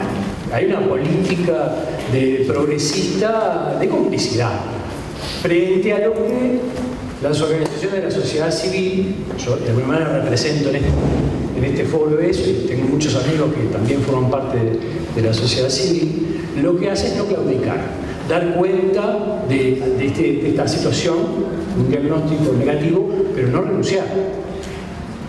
Y tomo el recuerdo, no sé si puedo seguir desarrollando alguna cosa, que hace 10 años me vino a visitar Victoria con Sergio López Burgos, un recuerdo para él, y formaba parte de esas acciones quiméricas, utópicas, de correr el horizonte de lo posible, como hemos dicho muchas veces, de no aceptar como bueno el silencio cómplice de los que no dicen. Y la quimera en ese caso consistía en un país organizado para la impunidad presentar una denuncia. Aún ante esta justicia, aún con estos fiscales, aún con este gobierno que no se comprometía con nada. Y hace 10 años que ese expediente, extraviado una vez, traspapelado un par de veces, pasaron 3 jueces por ese expediente. Vamos a tener una conversación con Victoria donde yo voy a dar cuenta de todo esto, pero permítanme adelantarle que han pasado 3 jueces, que han pasado 2 fiscales, que la colaboración respecto del caso de los hermanos Julien sigue faltando. Para decirlo en un esquema, hay prueba de que los hermanos Julien estuvieron en Orletti, prueba en el expediente judicial, en la palabra forense, digamos. Digo, insisto con la palabra forense porque es una palabra cuestionada por el enemigo en el propio foro. Es decir, los abogados del centro militar provocan permanentemente el intento de que esta palabra, esta verdad que tratamos de reconstruir a pesar de todas las dificultades, sea desconocida. Los abogados del centro militar presentaron, por ejemplo, en este mismo expediente, un pedido de anulación de las actuaciones durante 4 años porque no los habían notificado a ellos, por ejemplo. Es una de las tantas chicanas como para alargar mucho más un presumario que ya lleva 10 años, que eso es muy difícil explicar cómo un presumario puede llevar tanto tiempo. Pero hay pruebas de que estuvieron en Orletti, hay pruebas que estuvieron acá, pruebas que quiere decir que hay testimonios.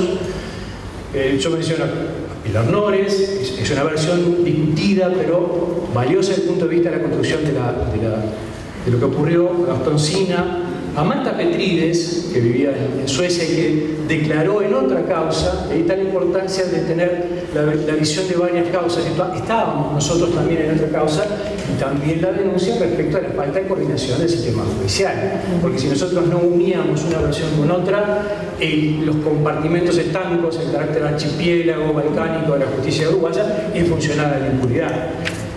La declaración de José Luis Barbosa, el soldado que trabajó acá y que vio a los hermanos Julien y que puede señalar que Cordero, Gabazo, Arán, Gilberto Vázquez, Maurente fueron responsables, estuvieron en el operativo del Plan Cóndor del secuestro en Buenos Aires, del traslado a Montevideo y luego el traslado a Chile. Lo que no hay en este expediente es todavía la determinación de los vuelos. ¿Por qué vía? Hay hipótesis, pero no hay elementos probatorios todavía, y esto es la denuncia que yo hago. ¿Cuándo se va a colaborar desde Migraciones, eficazmente? Desde el Ministerio del Interior. ¿Cuándo va a colaborar distintos aparatos del Estado uruguayo para determinar? ¿Y cómo fue que trajeron a 2 niños de Buenos Aires a Montevideo? ¿Y cómo los llevaron de Montevideo a Valparaíso? Y hay una hipótesis que descarta que la tía Mónica, que sería Pilar Flores, fuera quien llevó a los niños a Chile. ¿Y quién era? Según la hipótesis, basada en algunos testimonios calificados que habrá en el expediente. Rosalía Medina Techera, ya fallecida. ¿Quién era Rosalía Medina Techera? Esposa de Rodríguez Burati. Rodríguez Burati se suicidó un día antes de ser procesado por uno de los crímenes que denunciamos también de la causa Orletti.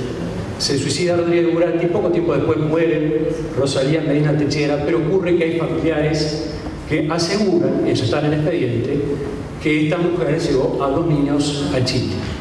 Esta persona, a su vez, esto daría para mucho más largo, está vinculado con otro caso, que es el caso de Gerardo Vázquez, aquel muchacho que no sabemos quién es, pero que alguna vez se pensó que podía ser Simón Riquero. ¿Qué tiene que ver una cosa con la otra? Tiene que ver porque hay familiares vinculados en toda esta historia, y da la impresión que Rodríguez Burati, uno de los jerarcas más siniestros del CID, que tenía su centro de operación en este lugar, era como el centro del sistema solar, y esta persona, Rosalía Medina Techera, a su vez, según este testimonio, un familiar de esa misma, tenía vínculos con militares en Chile, colaboraba con su esposo, no era la esposa con esa imagen que a veces se pretende de alguien ajeno, no, era alguien activo, con vínculos en Chile, y tenemos este tipo de información. Yo quiero decir, por último, que actualmente la jueza a cargo de este juzgado es la doctora María Noel Tonarelli, que en ese planteo sobre, a ver qué se piensa sobre los crímenes de lesa humanidad que decía Mariana Mota, está al lado de quienes piensan que este es un crimen imprescriptible. Eso también hay que señalarlo. O sea, hay jueces, hay una gran generalidad de jueces letrados de primera instancia que aseguran que estos crímenes tienen que ser investigados, que es el deber internacional de estos uruguayos investigarlo exhaustivamente, y que descartan todas las chicanas, que son muchas, descartan todas las chicanas de los represores que quieren que esta causa se archive de una vez. Tremenda noticia.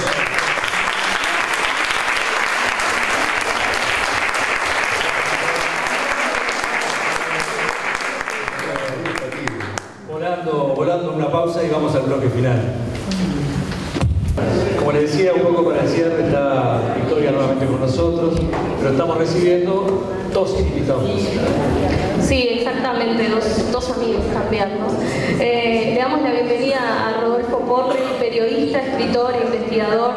Porre milita en la Asociación de la Prensa Uruguaya de APU desde hace 47 años, creador en Uruguay del periodismo jurídico policial, como jefe de página del diario El Popular. Era directivo secretario de propaganda de APU cuando se inició la resistencia a la dictadura en junio del 73. Edita en forma independiente por internet y ha desarrollado la docencia, así como trabajos y ensayos de investigación del patrimonio con rastros de culturas originarias, crítica y neorrevisión histórica y antropológica.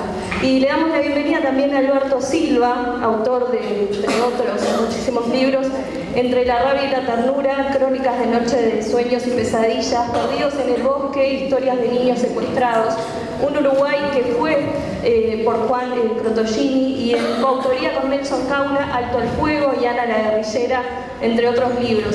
Algunas de las redacciones que integró fueron El Porteño, Caras y Caretas, Cerros y Peces, Las Bases, Mate Amargo y Guambia. Fue director de programación de CX44 Radio Panamericana, dirigió propuestas periodísticas, por ejemplo de CX30 La Radio, Continental también, en FM Gardel y en TV Libre, y en la actualidad ejerce el periodismo en Buscadores, en Televisión Nacional, y en Vamos a Andar y Amargando, que ya saben, por la 30 Radio Nacional. Bueno, Roger Tita colabora con la escenografía. Acaba de arrimar Alberto, bueno, un libro que obviamente es parte de sus numerosas investigaciones, pero tiene que ver con Perdidos en el bosque. No sé, seguramente mucha gente lo recuerda. Estaba la canción del Sabalero, de José Carvajal, que iba nombrando allí a los niños angelitos, cuando todavía no había aparecido ninguno. Y en al poco tiempo van apareciendo y Alberto los va registrando en este libro. Creo que fue la primera documentación más o menos completa que tuvimos. Y bueno, entrevistó a muchos de ellos también cuando eran muy pequeñitos y los conoció también cuando eran muy niños. Aprovechando el aporte escenográfico de Roger, te la dio regalada. Acá tengo el honor, estoy muy emocionado esta tarde. Esta niña que está acá, esta joven que está acá, en este trabajo que hicimos para madres y familiares de detenidos desaparecidos. Nelson me recordaba, cuando llegaba aquí, que tuve el honor de ir a buscar a Victoria, porque su abuela me había dicho cuando la encontremos, Alberto, quiero que vengamos. Si ustedes me permiten como contraste, ya que estuvo invocado acá esta bola de excremento con 2 piernas llamada Gabazo, que estuvo aquí torturando gente. Yo quiero contraponerlo con la heroína que fue la abuela de esta joven, con Angélica, que metió y metió y metió contra viento y marea, que metió y metió contra viento y marea. Y capaz que les cuento, hace un tiempo me encontré con una pequeña foto que estaba Angélica con una torta y se la muestro a su otro hijo, a Luis Julián. Era un aniversario del programa que teníamos en la 30, que arrancó la dictadura, y me dice Luis: ¡Pa! A mí nunca me hizo una torta. Y te dio una torta a vos, Alberto. Y yo quedé muy conmovido porque volví a tomar conciencia que en lo peor encontramos lo mejor. Yo he tenido la suerte de contar con un montón de madres, con un montón de hermanas, con un montón de gente que me ha tomado como en primerísima persona. Y esta vieja querida que peleaba, que se equivocaba, que acertaba. Estás abrazado por los chicos ahí en la foto, te están arropando con mucho cariño, muy pequeños. Paula y... Esta es Paula, acá están en casa. El que está en el medio todo peludo. Sí, ese barbado soy yo y ese perro es un perro que mi hija se lo pudo traer. Y bueno, hay una pequeña la fuimos a buscar y la otra pequeña secuestrada aquí en Argentina, también tuve el honor de estar en esa vuelta. Pero capaz que yo cada vez creo más en la memoria. Al menos mi tiempo y mi energía y mi cosa vital va por allí. Sé que es importante la justicia, hay que trabajar, pero para mí la memoria. Y en ese marco, permítanme brevemente, porque lo dije recién en Buscadores, la memoria tenemos que construirla y tenemos que enfrentar la mentira descarada que avanza. Yo no puedo creer. Todavía no habíamos enterrado a la querida Elisa Cuesta cuando escucho al 2 veces presidente de la República, el doctor Julio María Sanguinetti, volviendo con la cantinela de los 2 demonios, que para colmo algunos escritores le siguen corriente, volviendo con la cantinela de los 2 demonios y diciendo: no, en realidad al hijo de Luisa lo desaparecieron en Argentina. Nadie desapareció, todos fueron detenidos, desaparecidos. Al hijo de Luisa lo detuvieron en Argentina y vino aquí a Uruguay. Hay testimonios que tuvo en la casa de Punta Gorda, que dicho sea de paso, vuelvo, ya que tengo la suerte que salimos para todo el país, a reclamar, a exigir que la casa de Punta Gorda sea expropiada, sea otro sitio de memoria. El hijo de Luisa Cuesta, hay testimonios que tuvo allí y seguramente luego fue al infierno grande. Y no puede alguien impunemente salir por los medios y que nadie lo cuestione, que nadie diga no, que transmita esa desinformación, que transmita esa mentira. Yo creo que tenemos que comprometernos, no se puede seguir generando. Está bien que en su momento dijo que aquí no estaban estos niños, que acá no había... No está bien, que lo de María Germán era mentira, se peleó con su abuelo, lo destrató públicamente. Y la mamá de Macarena, como un envase, la tuvieron acá. Yo no puedo creerlo, en este lugar para secuestrarle después al pequeño. Y esa pequeña termina en manos de un comisario del Partido Colorado, que Sanguinetti lo nombra comisario San José, y participa luego en su velorio. Hay cosas que no pueden quedar impunes y no pueden quedar sin decirse, me parece, aunque puedan tener un costo. Porque hay una cantinela que está avanzando de la objetividad, de los 2 demonios, de la panfiliada, de que los errores, de que no vamos a no desbromar. ¿Qué error pudo haber cometido esta joven? El haber visto a su madre cómo la arrastraban por el piso, una patota uniformada. ¿Qué error pudo cometer Macarena? Por Dios, basta con esa pavada de los 2 demonios, basta con esa estupidez que los 2 van, basta con eso. Y los que ya somos un poco grandes, Me parece que hemos tenido el tono demasiado suave, tolerante, más que pacífico, casi pánfilo. Me parece que tenemos que subir un poquito la energía, tenemos que subir un poquito el compromiso. Nada más que esto. Bueno, gracias por la atención.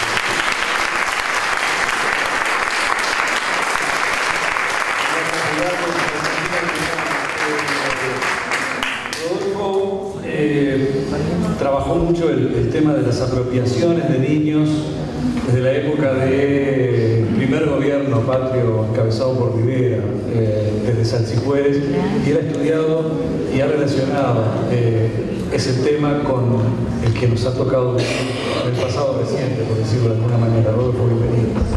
Gracias, pero yo quiero destacar, ya se agradeció el Instituto Nacional de Derechos Humanos, pero ya hemos agradecido el trabajo de tu equipo, que en este momento en la radio pública está llegando a 19 retransmisiones en todo el país, y me consta por varias experiencias tan positivas como ustedes, que llega y llega y llega. Saludo a toda su audiencia, pero también en el mundo que lo estás proyectando.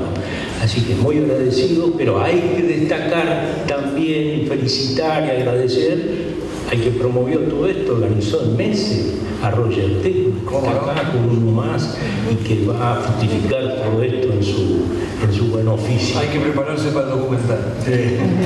Bueno, yo tengo que cerrar con pocos minutos, por suerte para ustedes, pero quiero centrar en esto que ocurrió hace 187 años, meses después de empezar a actuar el primer presidente de la República, que fue en 1830, asumió en noviembre, elegido para ese primer operativo genocida del ejército que se fue conformando con ese estima y con esa marca. Muy bueno los elementos de Gerardo, pero hay que poner en la balanza este antecedente.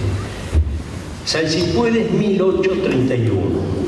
Para mí es el genocidio embrión del Plan Cóndor. Participación secreta de militares brasileños y argentinos. Es lo que hemos podido poner en movimiento de documentos que estaban y algunos elementos que no poníamos atención. Ese flamante ejército, en las matanzas de hombres y mujeres y niños charrúas, seguidas de aprisionamiento y esclavización de 94 mujeres sobrevivientes junto a más de 50 niños. Durante el medio mes siguiente fueron arrastrados a Montevideo junto a 16 menores de 13 años. En total, 166 prisioneros registrados en un primer momento, a los que se sumaron 15 poco más de un año después. Menos de 30 eran varones adultos. 11 de ellos fueron encarcelados y expatriados, poniéndolos al servicio esclavizado de buques extranjeros. De los 400 que se estima llegaron, charrúas que llegaron a Salsipuedes, convocados con engaños del propio presidente, solo la mitad fue registrada prisionero. Y al igual que en los más recientes centros militares de detención, los campos concentracionarios, las de otras dependencias militares que se pusieron en juego en el último genocidio, se suprimió el uso de los nombres y apellidos que todo charrúa tenía, por supuesto. Y progresivamente fueron suplantados esos nombres por el nombre del mundo cristiano o el de sus propios apropiadores. No podían usar el idioma, ni ritos, ni ninguna costumbre, y se imposibilitó toda relación de las mujeres con hombres charrúas. Rodolfo, tenemos que ir redondeando, lamentablemente se termina el programa, pero con todo gusto, después de que termine el programa, igual te escuchamos los que estamos acá. Lo que le quiero pedir a Victoria, simplemente agradecerle nuevamente su presencia y que diga, bueno, cómo vivió este evento que arrancó con ella y que está terminando. Bueno, debo decir que esta es la segunda vez en mi vida que entré acá. La primera fue cuando era bebé, cuando mi mamá tenía 18 años. Yo quise entrar cuando ya era adulta, pero estaba protegido por militares, no podía entrar, estaba prohibida la entrada. Y esta es la segunda vez ya de grande que pude entrar. Me hicieron un recorrido que fue bastante intenso, fue bastante fuerte. Y tratando de darme cuenta cómo iba sintiéndome en cada habitación que me iban llevando, en cada lugar. Yo sabía que en algún momento iba a llegar a la sala de tortura, que en algún lugar iba a llegar a la sala donde nos tenían. Tuve temblor, temblé, me dieron escalofríos. Me duele muchísimo la cabeza en este momento y no hay nada que me lo pueda quitar porque es puro dolor acumulado, es pura tensión, es pura... Este lugar está como... Alguna vez fue el lugar donde viví con mi hermano.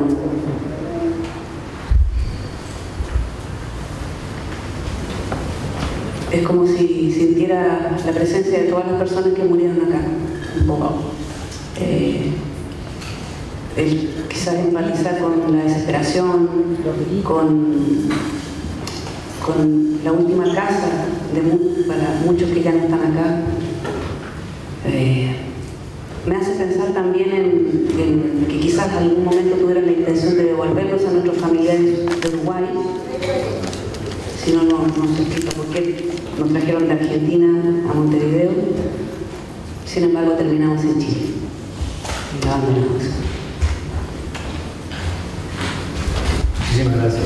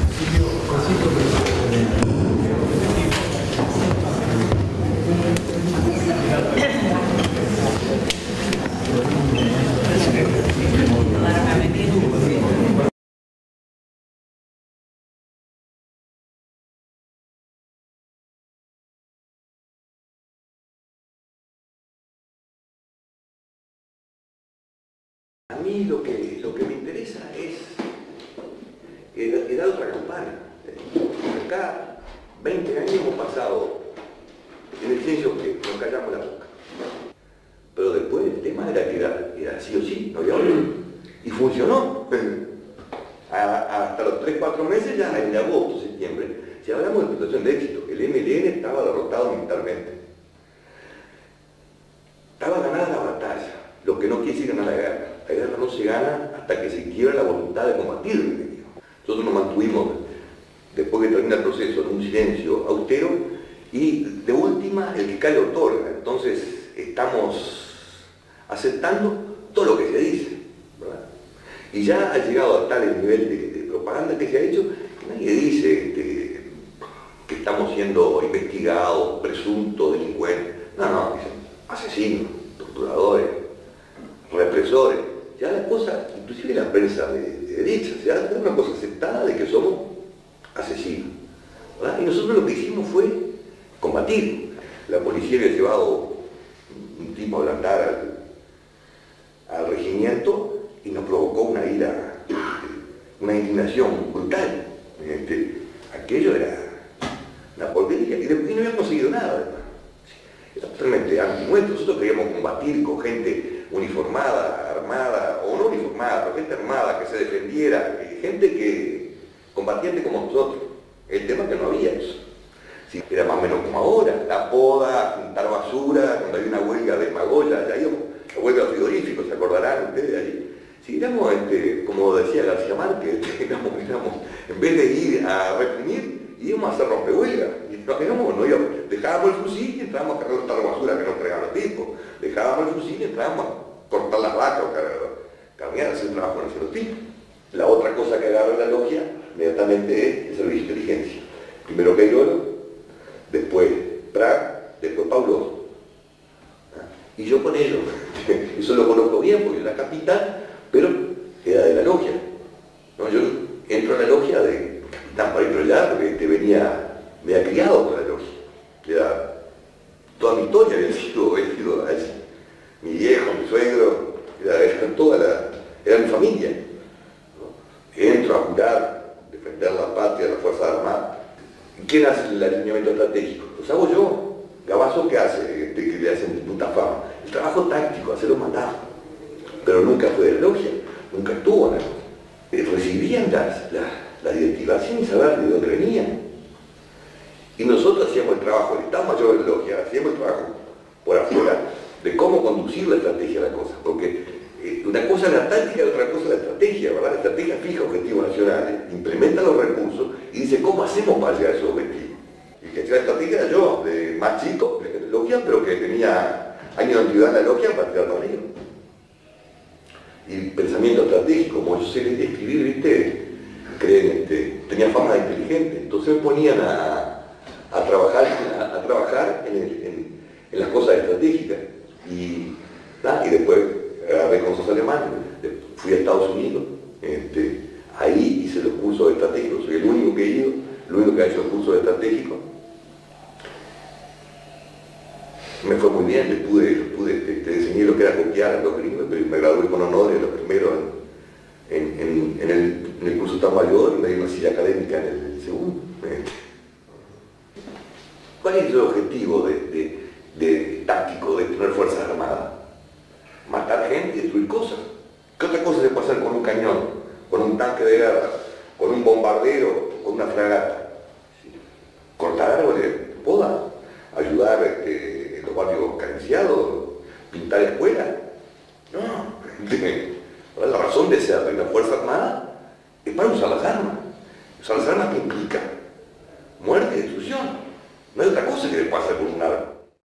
En la medida de que en el 74 los tipos forman la Junta Coordinadora Revolucionaria, está el ERT, el MIR chileno, el ELN boliviano y el MLN uruguayo, tenemos un enemigo común. El Plan Cóndor era los mismos pasadores que pasó siempre. Intercambio de información entre gente que tiene problemas comunes. Nos reclaman el Plan Cóndor, ¿no? 5 años, del 76 al 80, inclusive de intercambio de información normal, te decía, pero nosotros ya decíamos vía cristiana, ¿no? Mandábamos la información con el tipo adentro. Un argentino acá, va para allá. Agarran un lugar allá, cuando se viene, viene para acá. Y sacan de la cárcel, salen de la cárcel con la amnistía, con la moteras, salen el viejo Aníbal, delincuentes comunes. El viejo Aníbal era un capo mafioso, era peronista hasta la muerte, decía, veo a Perón, carajo, que me muera de hambre, y lo sentía, pero era un hombre que no resistía ninguna autoridad, por arriba de él, solo Dios. Después él hacía lo que a él le parecía bien, ¿no? Y decía, no, esto está bien, vamos así. Y yo, oficial de enlace, vengo y le digo, che, pero esto no, digo, esto no se puede trabajar con esta gente, son delincuentes como a mí. Y dijo, vos sos un viejo asesino y delincuente. Y me dice el viejo, dice, mira, yo cuando acá pedí un peso o algún compañero pedí un peso, dice, vamos y lo sacamos del banco que es donde hay. Y no me paga la jerarquía como te pagó por no hacer nada, que para acá otra buena parte.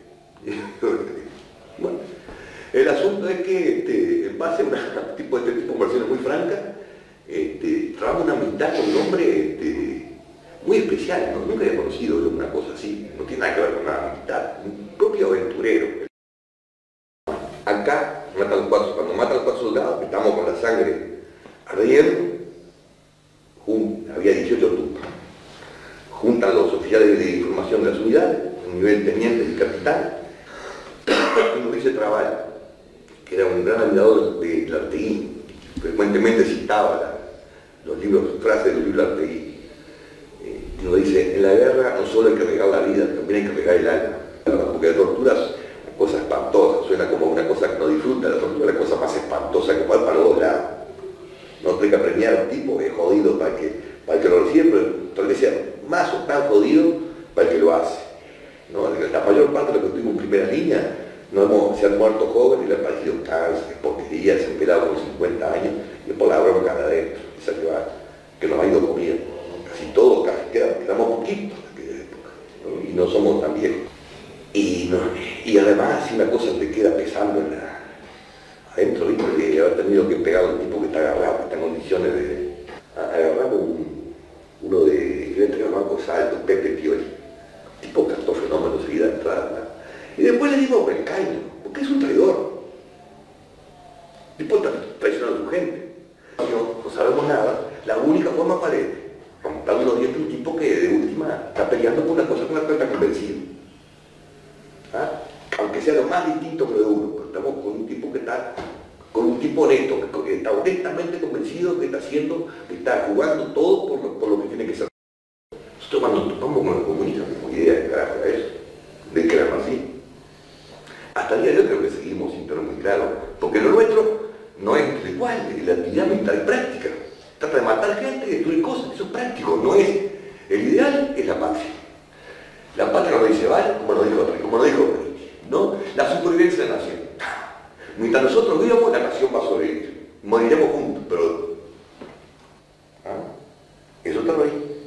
Una acción militar que no es destinada a provocar una baja, sino dedicada a la mente. Que de última la mente, ¿verdad?, es lo que gobierna el cuerpo. La mente, hasta que no quebramos la voluntad de combatir, el enemigo sigue estando fuerte. Los que preparan para ir con el Che a Bolivia, con los que tienen esa guerrilla, MLN, negativo, Partido Comunista.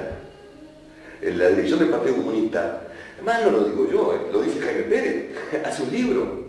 El tema es que la propaganda levanta lo que le sirve.